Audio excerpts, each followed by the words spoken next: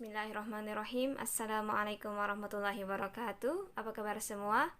Semoga kita sehat, sejahtera, dan berada dalam lindungan Allah Subhanahu wa Ta'ala. Pada video kali ini tentang pembelajaran 4. Sebelumnya, pada pembelajaran 3 kemarin, masih ingat kita belajar tentang apa? Tentunya masih ingat kan? Pada pembelajaran 3 kita belajar tentang kawasan ASEAN, letak geografisnya, letak astronomisnya, batas-batas wilayah ASEAN, dan letak bentang alamnya. Kemudian kita baca tentang apa lagi? Tentang vegetatif alami. Baiklah, kita mulai. Kita buka halaman 46. Pembelajaran 4, Bahasa Indonesia. Materinya yaitu cara membuat kesimpulan dari sebuah bacaan teks. Kita telaah dulu. Jadi caranya adalah 1. Membaca dengan seksama seluruh bacaan dari awal hingga akhir. Yang kedua, tentukan ide pokok setiap paragraf bacaan. Sudah kita pelajari di pembelajaran 1 kemarin. 3. Simpulkan isi bacaan berdasarkan ide pokok seluruh paragraf. Ini ada di halaman 46. Kalian baca dulu secara teliti, secara mandiri. Ini kan, setelah buat ide pokok paragraf pertama, paragraf keduanya, sudah itu disatukan. Kesimpulannya menyatukan dari ide pokok paragraf-paragraf tersebut. Baca dulu secara mandiri. Oke. Kita ayo eksplorasi di halaman 47. Bacalah dengan cermat wacana berikut ini. Ada teks tentang nama Indonesia. Baiklah, Ustazah berikan waktu kepada Ananda untuk membaca teks nama Indonesia ini. Silahkan di pause video dari Ustazah. Ustazah beri waktu untuk membaca secara cermat dan seksama. Baiklah, kita sudah membaca dengan cermat dan seksama tentang teks nama Indonesia. Kira-kira sudah menemukan ya ide pokoknya apa? Ide pokok 1, paragraf 1, 2, 3. Kita mulai dari paragraf 1. Paragraf 1, ide pokoknya adalah Negara Kesatuan Republik Indonesia atau NKRI adalah nama resmi negara kita. Pada kalimat kedua, ketiga, keempat masih bahasan Indonesia tentang kalimat yang di awal. Ya. Ini sudah ditemukan. Baiklah, paragraf kedua. Apakah Anda sudah menemukan di mana ide pokoknya? Ya, baiklah, ide pokoknya adalah pada tahun 1850, George, seorang etolog berkebangsaan Inggris, mengusulkan nama Indonesian untuk penduduk Kepulauan India. Kenapa yang ini dipilih? Karena kalimat yang nomor 1 ini masih penjelasan dari Indonesia. Kalimat kedua ini. Yang kalimat ketiga dari J.R. Logan, mahasiswa Georgia, ini adalah masih bahasan dari kalimat kedua kan? Kalimat ketiga pada tahun 1890-an, Adolf Bastian dari Universitas Berlin mempopulerkan nama Indonesia dalam sebuah bukunya. Juga masih penjelasan dari nama yang diusulkan oleh Georgia ini. Oke ya, sudah ketemu ya yang ini. Yang ketiga, ide pokoknya adalah nama Indonesia lebih populer di lingkungan akademisi di luar Belanda sampai tahun 1900-an ya. Ini kalimat keduanya masih membahas tentang kalimat pertama karena pejuang kebangsaan Indonesia kan masih pengertian dari di luar akademisi. Sedangkan kalimat ketiganya, Ki Hajar Dewantara adalah sarjana Indonesia yang secara terang-terangan menggunakan nama Indonesia pertama kali. Ki Hajar Dewantara masih termasuk di lingkungan akademisi luar Belanda ya. Dan pada kalimat terakhir ini masih penjelasan dari Ki Hajar Dewantara.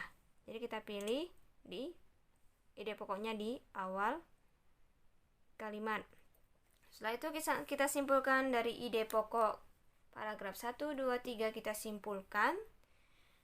Kesimpulannya adalah Negara Kesatuan Republik Indonesia adalah nama resmi negara kita.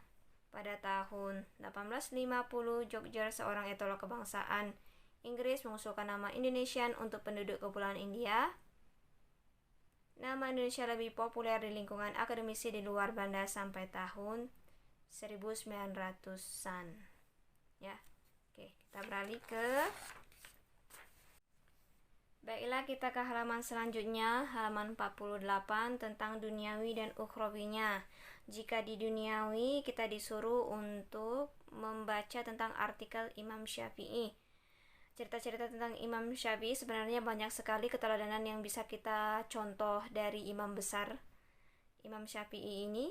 Yang paling berkesan adalah Imam Syafi'i ini adalah seorang yang gigih, bersungguh-sungguh, tak kenal lelah dalam belajar. Pernah suatu ketika dia masih kecil belajar kepada imam-imam besar. Dia belajar menghafal Quran, hadis, ilmu agama, dan sebagainya. Imam Syafi'i, ibunya tidak punya uang untuk membeli kertas untuk dia tulis ilmu tersebut, hingga akhirnya ia mendapatkan tulang-tulang yang lebar sehingga dia menulis di tulang-tulang yang lebar.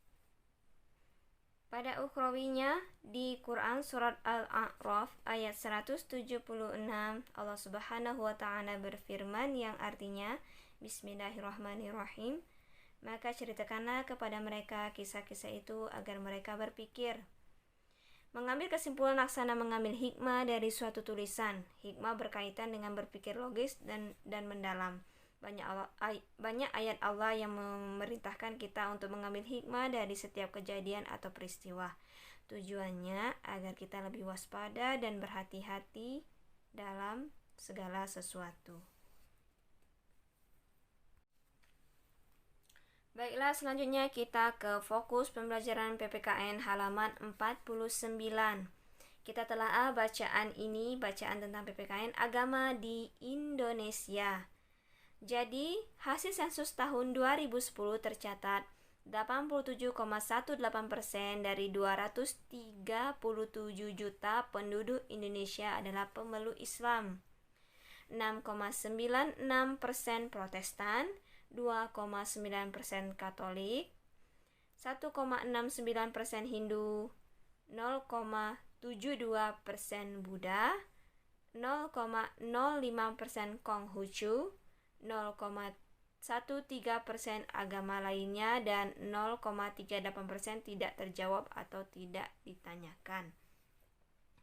Jadi dalam Undang-Undang Dasar 1945 dinyatakan bahwa tiap-tiap penduduk diberikan kebebasan untuk memilih dan mempraktikkan kepercayaannya dan menjamin kebebasan untuk beribadah menurut agama dan kepercayaannya. Jadi pemerintah Indonesia secara resmi mengakui ada 6 agama di Indonesia, yakni Islam, Protestan, Katolik, Hindu, Buddha, dan Konghucu. Pada halaman 49 dan halaman 50 ada nilai pengamalan Pancasila pertama dan Pancasila kedua.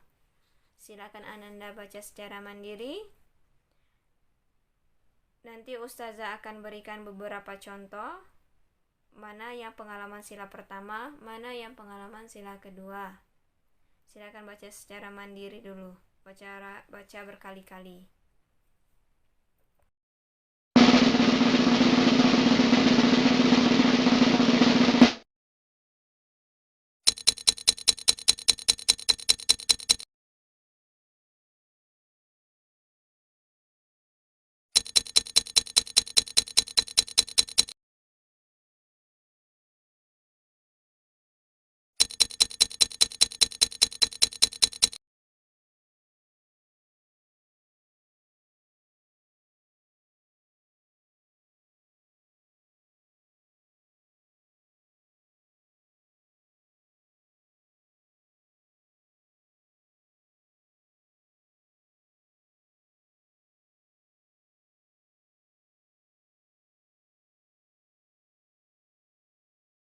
Pada nilai duniawi disajikan tentang kegiatan sehari-hari kita dari hari pertama hari ke-7, tapi kita melakukannya ini setiap hari.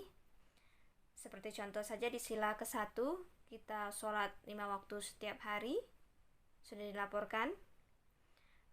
Al-Maqsurat, mengaji, murojaah, sholat duha, sholat qiyamul lail, dan ibadah-ibadah lainnya sudah kita lakukan setiap hari. Misalkan sila kedua, kita membantu sesama, membantu tetangga, apalagi membantu orang tua di rumah. Itu yang duniawi. Insya Allah sudah dilakukan ya. Tinggal maksimalkan saja dari hari ke hari ibadah dan menolong orang tua, menolong sesama. Pada nilai ukhrawi kita dapatkan di Quran surat Al-Ikhlas ayat 1, Allah berfirman, Bismillahirrahmanirrahim, katakanlah Muhammad, dialah Allah yang Maha Esa. Dan Quran surat An-Nisa ayat 58, Allah berfirman, Bismillahirrahmanirrahim, sungguh Allah menyuruhmu menyampaikan amanat kepada yang berhak menerimanya. Dan apabila kamu menetapkan hukum di antara manusia, hendaknya kamu menetapkannya dengan adil. Sungguh Allah sebaik-baiknya yang memberi pengajaran kepadamu. Sungguh Allah Maha mendengar, Maha melihat. Jadi dalam pandangan Islam, sila pertama ketuhanan yang Maha Esa adalah pancaran tauhid. Dan sila kedua kemanusiaan yang adil dan beradab merupakan salah satu unsur utama ajaran Islam tentang nilai keadilan dalam bermasyarakat.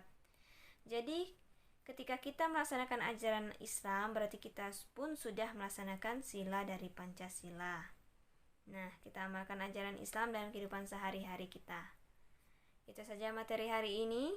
Semoga kita bisa memahami materi yang dibagikan hari ini.